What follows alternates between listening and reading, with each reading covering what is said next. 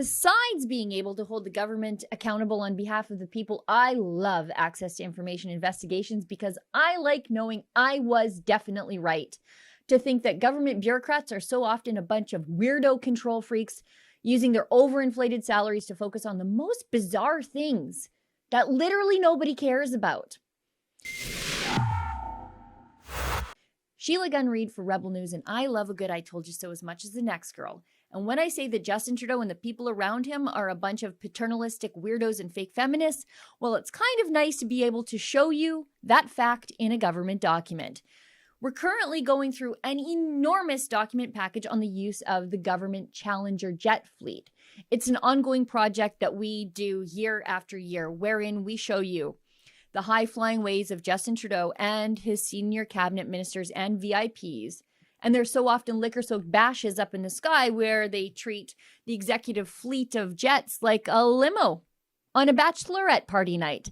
Today, however, I'm not telling you about the thousands upon thousands of your dollars that Justin Trudeau and his friends spend on booze in the sky, nor the hundreds of thousands of dollars they spend on food, but rather how the in-flight movies are causing controversy. At least 2 of them were deemed not suitable for our female Governor General at the time, Julie Payette. Now, for some reason, the Department of National Defense sent us the list of movies available to the Prime Minister and his VIP friends to watch when they're on the government Challengers. The DND didn't even send us the whole list. They just sent us the B and C titles. And I don't know why they did this. I don't know if they're sending me this stuff to waste my time because I have to read it. But you know what? I did read the list. And frankly, it's kind of heavy with Leonardo DiCaprio content. So read into that what you will. The beach is on the list and Blood Diamond's on there too. Anyway, I thought it was sort of curious. Something piqued my interest. There are 2 movies on the list whose titles I can't know now because they were deemed inappropriate. As in, the movies were listed as something Justin Trudeau could watch, but they were deemed inappropriate for the Governor General Julie Payette to watch when she was on the flight.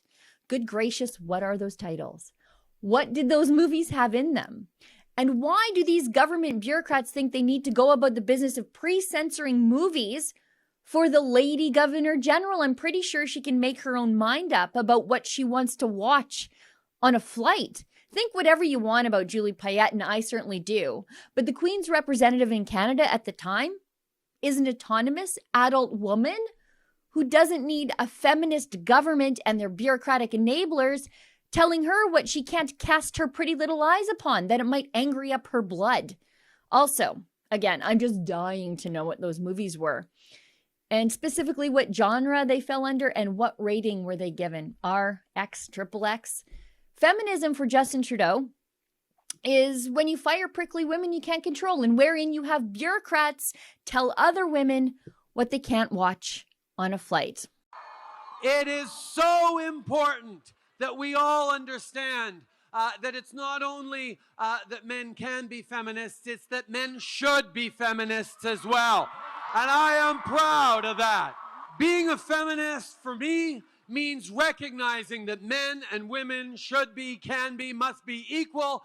And secondly, that we still have an awful lot of work to do. He for She is a UN movement that I hope all of you go up and sign up for, of men standing up for women, men shutting down some of those negative conversations that we get in locker rooms, in bro culture. We need to know that we are better than that.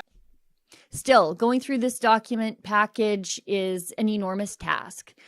This is the same document package where we discovered that a Challenger had indeed gone to Barbados last Christmas, but it was for a military purpose, which is weird because the bureaucrats should have just told everybody, and the conspiracy theories would not have run rampant last Christmas. And there's so much more to get through. Lots of little tidbits like this one here.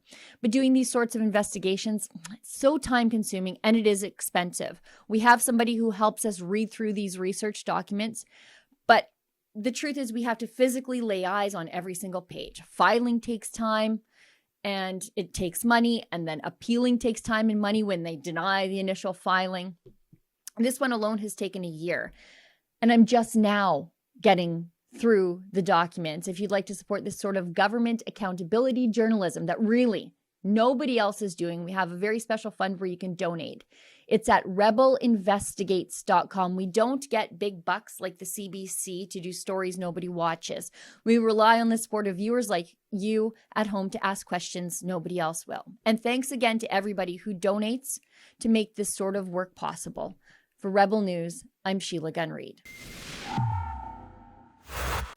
Are you like me? Are you just dying to know what movies Justin Trudeau was watching that were deemed inappropriate for the Lady Governor General, Julie Payette? If you'd like to help me find out that information, please donate at rebelinvestigates.com. I'm going to do my best to file for that information. If they block me, I'm going to appeal.